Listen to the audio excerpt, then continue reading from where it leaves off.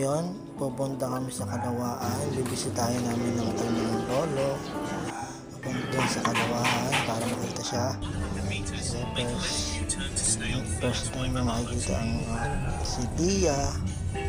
Nakasakay na kami ng Grab kasi hindi siya pwedeng magbiyahe ng normal. Kaya nag-Grab na kami papunta doon sa Kalawaan.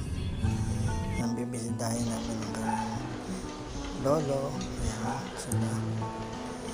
Tuwa si lolo din dahil itong si Dia.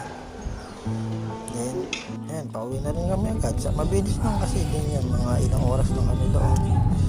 At inuwi na namin agad si Dia. Bago pa maabutan ng sireno.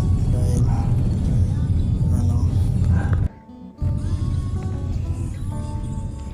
ayan, pabalik na kami. Baka maabutan ng sireno kasi masama daw yun sa baby. Ng paggabiin. Medyo mabilis lang yung biyahe namin.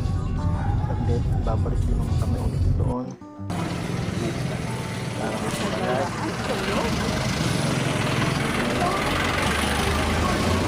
Tulog sa galaan.